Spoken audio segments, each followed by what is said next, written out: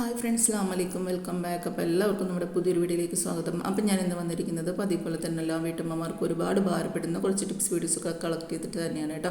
അപ്പോൾ വീഡിയോ ഇഷ്ടപ്പെടുകയും ലൈക്ക് ചെയ്യാനും ഷെയർ ചെയ്യാനും സബ്സ്ക്രൈബ് ചെയ്യാനൊന്നും മറന്നേക്കരുത്. അപ്പോൾ നമ്മുടെ ഫസ്റ്റത്തെ ടിപ്പിലേക്ക് പോവാം. ഫസ്റ്റത്തെ ടിപ്പ് എന്ന് വെച്ചാൽ നമ്മുടെ മിക്സിയുടെ ജാറിൻ്റെ ബാക്ക് ഭാഗം നമ്മൾ വൃത്തിയാകുന്ന ഒരു ടിപ്പാണെന്ന് പറയാനുള്ളത് കേട്ടോ. അപ്പോൾ നമ്മൾ ബ്ലേഡിൻ്റെ മൂർച്ചോട്ടുള്ള ടിപ്പൊക്കെ മുൻപ് പറഞ്ഞിട്ടുണ്ടായിരുന്നു. ഇത് മിക്സിയൊക്കെ വീട്ടിലിട്ടിട്ടുള്ള സമയത്ത് ഞാനൊരു ടിപ്പ് പറഞ്ഞിട്ടുണ്ട്. അപ്പോൾ എല്ലാവരും മുന്നേ കണ്ടിട്ടുള്ളത് വീഡിയോസൊക്കെ കണ്ടു നോക്കുക കേട്ടോ. അപ്പോൾ നമ്മൾ ഈ മോട്ടറിൻ്റെ ഈ ഭാഗത്ത് ഈ ഒരു ഭാഗത്തിൽ ബുഷിന് നിൽക്കുന്ന ഭാഗമൊക്കെ പെട്ടെന്ന് അഴുക്കൊക്കെ നിറഞ്ഞ് സ്റ്റെക്കാനുള്ള ചാൻസ് കൂടുതലാണ്. അപ്പോൾ നമ്മൾ ചിലപ്പോൾ ഉള്ളിലൊക്കെ മസാലയൊക്കെ അരയ്ക്കുന്നതുകൊണ്ട് പെട്ടെന്ന് നമുക്ക് അതൊക്കെ കഴിക്കുന്ന ക്ലീൻ ആക്കിയിട്ട് പോകും. ഈ ഭാഗം അത്ര ശ്രദ്ധിക്കില്ല, വെറുതെ വെള്ളമൊഴിച്ച് കഴുകുള്ളൂ. അപ്പോൾ ഈ ആഴ്ചയിൽ ഒരു ദിവസം ഇതുപോലെ ഒന്ന് ചെയ്ത് കൊടുക്കുക കേട്ടോ.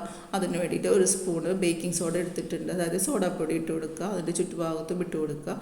ഇട്ട് കൊടുത്തതിന് ശേഷം അതിലേക്ക് കുറച്ച് വിനാഗിരി ഒഴിച്ചു കൊടുക്കുക. ഈ രീതിയിൽ വിനാഗിരി ഒഴിച്ചു കൊടുക്കുമ്പോൾ ഇപ്പോൾ കെമിക്കൽ റിയാക്ഷനാണ് നടക്കുന്നത് കേട്ടോ. സോഡാപ്പൊടി വിനാഗിരിയൊക്കെ ചേർന്നുകൊണ്ട് അതൊരു നുര ഇങ്ങനെ പതിഞ്ഞിങ്ങനെ പൊന്തും. അപ്പോൾ നമുക്കൊരു 10 മിനിറ്റ് വരെ ഈ രീതിയിൽ നമുക്കൊന്ന് വെച്ച് കൊടുക്കുക കേട്ടോ. 10 മിനിറ്റ് കഴിഞ്ഞതിന് ശേഷം നമുക്ക് നോക്കാം. അപ്പോൾ ഒരു 10 മിനിറ്റ് ഇതുപോലെ വെച്ച് കൊടുത്തിട്ടുണ്ടെങ്കിൽ നമുക്ക് പഴയ ടൂത്ത് ബ്രഷ് ഉപയോഗിച്ചിട്ട് അതിൻ്റെ ഉള്ളിലുള്ള കഴുക്കുകളൊക്കെ ഒന്ന് ഇളക്കിയെടുക്കാം കേട്ടോ. പെട്ടെന്ന് നമുക്ക് കൈ വെച്ചിട്ടൊന്നും ചെയ്യാൻ പറ്റില്ല, അതുകൊണ്ടാണ് ഇതുപോലെ ഒരു ടൂത്ത് ബ്രഷ് ഉപയോഗിച്ചിട്ട് ഇതെല്ലാം ഭാഗത്തൊന്ന് കഴുകി കൊടുക്കാം. അപ്പോൾ ഒരു 10 മിനിറ്റ് വെച്ചപ്പോൾ തന്നെ അതിൻ്റെ ഉള്ളിൽ അഴുക്കുകളൊക്കെ ഒന്ന് പൊന്തി വരുന്നുണ്ട് കേട്ടോ. അതിൻ്റെ മസാലകളൊക്കെ അതിലുള്ളിലേക്ക് പോയിട്ടും അതുപോലെയൊക്കെ അങ്ങനെ കുറേ അഴുക്കുകളൊക്കെ നിറഞ്ഞിട്ടുള്ള ഇതൊക്കെ ഇതിലേക്ക് പൊന്തി നിൽക്കുന്നുണ്ട്. നിങ്ങൾക്ക് ക്യാമറയിൽ കാണാൻ പറ്റുന്നുണ്ടാവുമെന്ന് അറിയില്ല, വെള്ളത്തിലൊക്കെ ഇങ്ങനെ പൊന്തി നിൽക്കുന്നുണ്ട് കേട്ടോ. അപ്പം ഇതുപോലെ ബ്രഷ് വെച്ചിട്ടൊന്ന് ഇങ്ങനെ ഉരച്ചു കൊടുക്കുക. അതുപോലെ തന്നെ ഇതുപോലെയുള്ള ചെറിയ ഭാഗത്ത് ആ ഒരു ബുഷ് നിൽക്കുന്ന ഭാഗത്തിൻ്റെ സൈഡിലൊക്കെ നമുക്ക് ഇതുപോലെ ഒരു ബെഡ്സ് ഉപയോഗിച്ചിട്ട് കേട്ടില്ല, അഴുക്കൊക്കെ നല്ല രീതിയിലുണ്ട്. അപ്പോൾ അതിൻ്റെ ഉള്ളിലേക്കൊക്കെ ഒന്ന് ഇട്ടിട്ട് നമുക്ക് നന്നായിട്ട് തന്നെ ഒന്ന് ഇതുപോലെ ഒന്ന് ആക്കി കൊടുക്കുക കേട്ടോ. അപ്പോൾ അതിൻ്റെ ഉള്ളിലെ അഴുക്കൊക്കെ നന്നായിട്ട് തന്നെ പോന്ന് കിട്ടും. ഇനി നമുക്ക് നന്നായിട്ടൊന്ന് ബ്രഷ് ഉപയോഗിച്ചും മുരച്ച് കഴുകി കൊടുത്തതിന് ശേഷം നമുക്ക് വെള്ളം ഒഴിച്ചൊന്ന് കഴുകി കൊടുക്കുക കേട്ടോ. പെട്ടെന്ന് തന്നെ മിക്സിയുടെ ഈ ഭാഗത്തൊക്കെ വൃത്തിയായി കിട്ടിയിട്ട് സോഡാപ്പൊടി വിനാഗിരിയൊക്കെ ചെന്ന് കഴിഞ്ഞാൽ പെട്ടെന്ന് അതിൻ്റെ അഴുക്കുകളൊക്കെ ഇളക്കി പോരുകയും ചെയ്യും. ഇനി നമുക്കിതൊന്ന് വാഷ് ചെയ്തിട്ട് വരാം. അപ്പം ഞാൻ ഇത് കഴുകിയെടുത്തിട്ടുണ്ട്, വെറുതെ പച്ചവെള്ളത്തിൽ ഒന്ന് കഴുകിയെടുത്തിട്ടുള്ളൂ കേട്ടോ. അപ്പോൾ നല്ല രീതിയിൽ ക്ലീൻ ആയിട്ടുണ്ട്. ഇപ്പോൾ ബ്ലാക്ക് കളർ ആയതുകൊണ്ടാണ് നിങ്ങൾക്ക് അങ്ങനെ കാണാൻ പറ്റാത്തത്, നല്ല രീതിയിൽ അഴുക്കുണ്ടായിരുന്നു. അപ്പോൾ നിങ്ങളുടെ വീട്ടിലുള്ള മിക്സിയൊക്കെ ഇതുപോലെ ചെയ്തെടുക്കുക, നല്ല രീതിയിൽ തന്നെ ക്ലീൻ ആവും കേട്ടോ. സോഡാപ്പൊടി വിനാഗിരിയൊക്കെ ഒഴിച്ച് 10 മിനിറ്റ് വെച്ചതിന് ശേഷം ഒരു ബ്രഷോ അതല്ലെങ്കിൽ ഇതുപോലെ ഒരു ചെറിയൊരു ബഡ്സോ ഉപയോഗിച്ചിട്ട് നമുക്ക് ഇതിൻ്റെ ഉള്ളിലുള്ള അഴുക്കുകളൊക്കെ നമുക്ക് നല്ല രീതിയിൽ ക്ലീൻ ചെയ്തെടുക്കാനായിട്ട് പറ്റും കേട്ടോ. അപ്പോൾ എല്ലാവരും ട്രൈ ചെയ്ത് നോക്കേണ്ട ടിപ്പ് തന്നെയാണ്. ഇനി നമുക്ക് അടുത്ത ടിപ്പിലേക്ക് പോവാം. അടുത്ത ടിപ്പ് എന്ന് വെച്ചാൽ നമ്മുടെ വീട്ടിൽ ഫ്ലാസ്ക് ഒക്കെ ഉപയോഗിക്കുമ്പോൾ അതിൽ ചായയൊക്കെ ഒഴിച്ച് വയ്ക്കുന്നവരുണ്ടായിരിക്കും. അത് 2-3 ദിവസമൊക്കെ ചായയൊക്കെ ഒഴിച്ച് വെച്ച ശേഷം പിന്നീട് നമ്മളത് കഴുകി വൃത്തിയാക്കി എടുത്ത് വയ്ക്കുന്ന സമയത്ത് പിന്നീട് അത് ഉപയോഗിക്കാൻ വേണ്ടിയിട്ട് എടുക്കുമ്പോൾ ഒരു ബാഡ് സ്മെല്ല് വരാനിടയുണ്ട്. അങ്ങനെയുള്ള സമയത്ത് നമ്മൾ ഉപയോഗിച്ച് അടച്ച് വയ്ക്കുന്ന സമയത്ത് അതിലേക്ക് നന്നായി കഴുകി വൃത്തിയാക്കിയതിന് ശേഷം കേട്ടോ, ഡ്രൈ ആക്കിയതിന് ശേഷം ഉണങ്ങിയതിന് ശേഷം മാത്രം എന്നിട്ട് അതിലേക്കൊരു സ്പൂണ് പഞ്ചസാര ഇട്ട് കൊടുക്കുക. ശേഷം മാത്രം നമുക്ക് എടുത്ത് വയ്ക്കാൻ പാടുള്ളൂ കേട്ടോ. അല്ലെങ്കിൽ പിന്നീട് എടുത്ത് തുറക്കുന്ന സമയത്ത് ആ ചായയൊക്കെ ഒഴിച്ച് വെച്ചിട്ട് ഒരു ബാഡ് സ്മെൽ എന്തായാലും വരാനിടയുണ്ട്. അപ്പോൾ ഇതുപോലെ ഒരു സ്പൂണ്, ചെറിയ സ്പൂൺ ആയതുകൊണ്ട് ഞാൻ സ്വല്പം കൂടി ഇട്ട് കൊടുത്താണ് കേട്ടോ. അപ്പോൾ ഒരു സ്പൂൺ ഫുള്ളായിട്ട് തന്നെ നമുക്ക് പഞ്ചസാര ഇട്ട് കൊടുത്തിട്ട് ഇതുപോലെ അടച്ച് വയ്ക്കുകയാണെങ്കിൽ ഒട്ടും പിന്നീട് തുറക്കുന്ന സമയത്ത് പിന്നീട് ഉപയോഗിക്കുന്ന സമയത്ത് നമുക്ക് ബാഡ് സ്മെല്ല് വരില്ല. ജസ്റ്റ് ഒന്ന് കഴുകി ഉപയോഗിച്ചിട്ട് അതിൽ ചായയോ ചൂടുവെള്ളം എന്താണെന്ന് നമുക്ക് ഒഴിച്ച് വെക്കാം കേട്ടോ. കിടിലൻ ടിപ്പാണ്. നിങ്ങൾ ഫ്ലാസ്ക് ഉപയോഗിക്കുന്നവരാണെങ്കിൽ ഇതുപോലെ ചെയ്ത് നോക്കുക കേട്ടോ. അടിപൊളി ടിപ്പാണ്.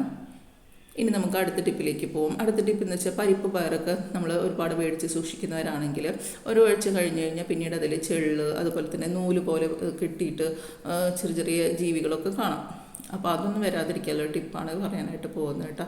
അപ്പോൾ നമ്മളെല്ലാവരും വീട്ടിലൊരു സാധനമാണ് ഉണക്കമുളക്. ഈ ഉണക്കമുളക് പൊട്ടിച്ചിട്ട് അതിൻ്റെ ഉള്ളിൽ സീഡ് ഉണ്ടാവില്ലേ, അത് നല്ല എരിവുള്ള സാധനമല്ല. അപ്പോൾ അതിൻ്റെ ഒരു എരിവ് കൊണ്ട് ഇതിൻ്റെ ഉള്ളിൽ ചെള്ളുകളോ ചെറിയ ജീവികളോ ഒന്നും വരാതിരിക്കും കേട്ടോ.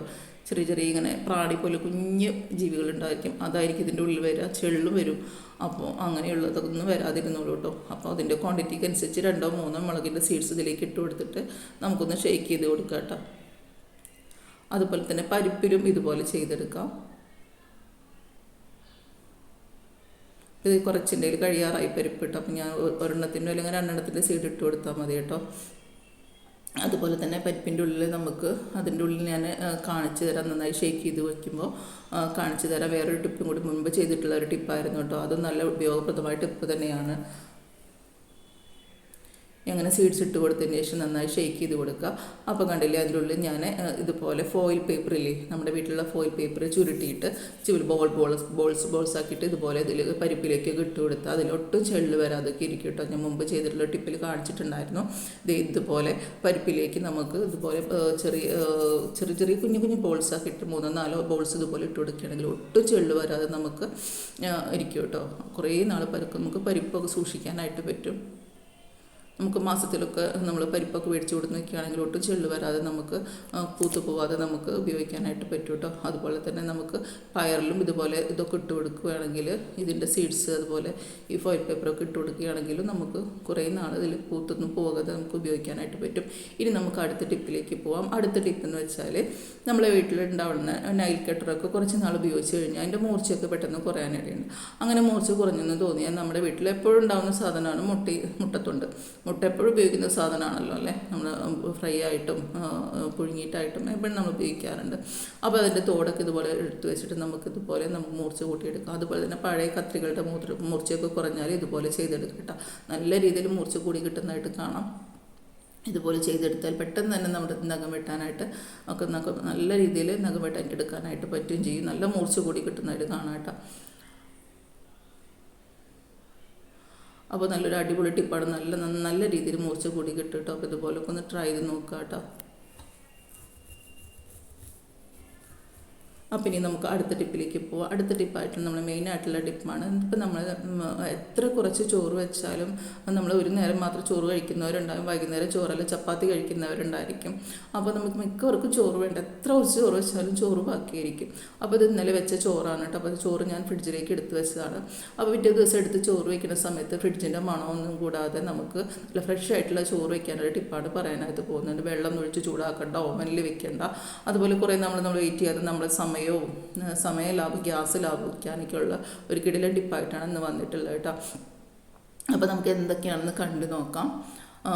അതിന് മുമ്പ് നമുക്ക് ഈ ചോറ് നമ്മൾ ഫ്രിഡ്ജിൽ വെച്ച ചോറാണ് കേട്ടോ. അപ്പോൾ ഫ്രിഡ്ജിൽ വെച്ച ചോറ് നമുക്കൊന്ന് ജസ്റ്റ് ഒന്ന് വാഷ് ചെയ്തിട്ട് വരാം. ജസ്റ്റ് ഒന്ന് കഴുകിയെടുക്കാം ഫസ്റ്റത്തെ. അപ്പോൾ നമ്മുടെ ഫസ്റ്റത്തെ വെള്ളം ജസ്റ്റ് ഒന്ന് ഒരു കയ്യിലോ സ്പൂണോ വെച്ചിട്ട് ജസ്റ്റ് ഒന്ന് ഇളക്കി കൊടുത്തതിന് ശേഷം ആ വെള്ളം നമുക്കൊന്ന് കളഞ്ഞെടുക്കാം. എന്നിട്ട് രണ്ടാമത് ഒരിക്കൽ കൂടി ഒന്നുകൂടി വെള്ളം ഒഴിച്ച് കൊടുക്കുക കേട്ടോ. അപ്പോൾ ആ ഫ്രിഡ്ജിൽ വെച്ച എന്തെങ്കിലും സ്മെല്ലൊക്കെ എന്നുണ്ടെങ്കിൽ ജസ്റ്റ് ഒന്ന് പോയി കിട്ടാൻ വേണ്ടിയിട്ടാണ്. ജസ്റ്റ് ഒന്ന് കൈ വെച്ചിട്ടൊന്ന് വാഷ് ചെയ്തിട്ടുണ്ടെങ്കിൽ അങ്ങനെയും ചെയ്യാം. അതല്ലെങ്കിൽ ഒരു സ്പൂൺ വെച്ചിട്ട് നന്നായിട്ടൊന്ന് ഇളക്കി കൊടുത്തതിന് ശേഷം ആ വെള്ളം കളഞ്ഞിട്ട് രണ്ടാമത്തെ വെള്ളം നമുക്ക് ആക്കിയെടുക്കാം കേട്ടോ. ഇപ്പോൾ ഇത് രണ്ടാമത്തെ വെള്ളം ഞാൻ ഒഴിച്ചു കൊടുത്തിട്ടുണ്ട്. ഒഴിച്ചു കൊടുത്തതിന് ശേഷം നമുക്ക് ഇതൊന്ന് ഊറ്റിയിട്ട് ഞാൻ ഇട്ട് കൊടുക്കുന്ന ഒരു കുക്കറിലേക്കാണ് കേട്ടോ. അപ്പോൾ നമ്മൾ കൈ വെച്ചിട്ടോ അതല്ലെങ്കിൽ നമുക്കൊരു ചോറ് ഊറ്റുന്ന കോരി ഉണ്ടാവില്ലേ, ഞാൻ ഈ കോരി വെച്ചിട്ട് നന്നായി വെള്ളം വാർത്തിയിട്ട് ഞാൻ ഈ കുക്കറിലേക്ക് ഇട്ട് കൊടുക്കുന്നുണ്ട് കേട്ടോ. അപ്പോൾ ഞാൻ കുക്കറിലാണ് ഇത് ചെയ്തെടുക്കുന്നത്. അപ്പോൾ നമുക്കൊരു വലിയ കുക്കർ തന്നെ എടുത്തിട്ടുണ്ട് കേട്ടോ. അപ്പോൾ നമ്മൾ ചോറ് നന്നായിട്ട് വാർത്തിയിട്ട് വെള്ളം വാർത്തിയതിന് ശേഷം നമുക്ക് ഇതിലേക്കൊന്ന് ഇട്ട് കൊടുക്കാം.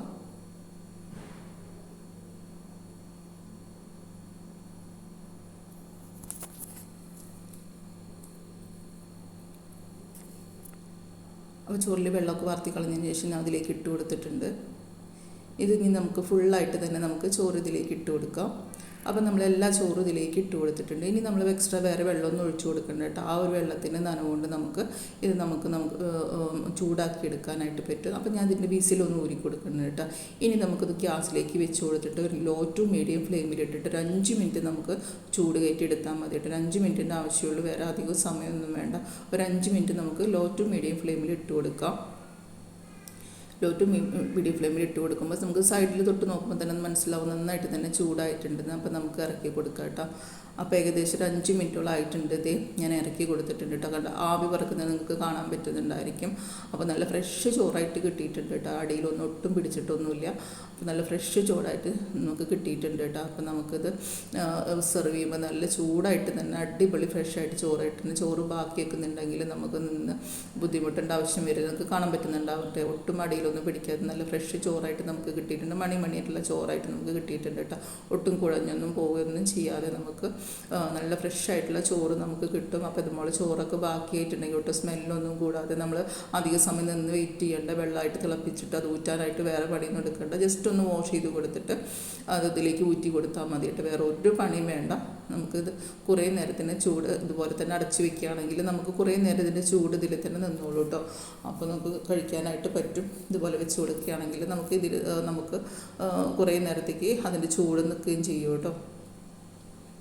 അപ്പോൾ ഒരു അടിപൊളി ടിപ്പ് തന്നെയാണ്. അപ്പോൾ എല്ലാവരും ട്രൈ ചെയ്ത് നോക്കേണ്ട ടിപ്പാണ് കേട്ടോ. നമ്മൾ സമയത്ത് ഇപ്പോൾ നമ്മളിത് ചോറ് പ്ലേറ്റിലേക്ക് ഇട്ട് കൊടുത്തിട്ടുണ്ട്, കണ്ടില്ലേ, നല്ല ആവി വറക്കുന്ന നല്ല ഫ്രഷ് ചോറായിട്ട് കിട്ടിയിട്ടുണ്ട് കേട്ടോ. അപ്പോൾ എല്ലാവരും ട്രൈ ചെയ്ത് നോക്കാം. കുക്കറൊക്കെ നമ്മളെല്ലാവരും വീട്ടിലുണ്ടാകുന്നതല്ലേ. അപ്പം നമുക്ക് അടുത്തൊരു ടിപ്പിലേക്ക് കടത്താം. അടുത്ത ടിപ്പ് എന്ന് വെച്ചാൽ ഇതിപ്പം നമ്മൾ തെർമൽ കുക്കറിലേക്ക് വെച്ച് കൊടുക്കുന്ന ഒരു ചെമ്പാണ് കേട്ടോ. അതായത് 1 കിലോൻ്റെ അളവിലുള്ളത്, അധികം ആളൊന്നും ഇല്ലാത്ത കാരണം നമ്മൾ 1 കിലോൻ്റെ അളവിലുള്ള ഇതാണ് എൻ്റെ കയ്യിലുള്ളത്. അപ്പോൾ ഇതിലേക്ക് നമ്മൾ ചോറ് വാർത്തിയിട്ട്, ചിലർ അങ്ങനെ വാർത്തിയിട്ട് യൂസ് ചെയ്യാറുണ്ട്, ഊറ്റി വെക്കാതെ തന്നെ അതിലത്തെ വെള്ളം വാർത്തി കളഞ്ഞിട്ട് അങ്ങനെ യൂസ് ചെയ്യുന്നവരുണ്ട്.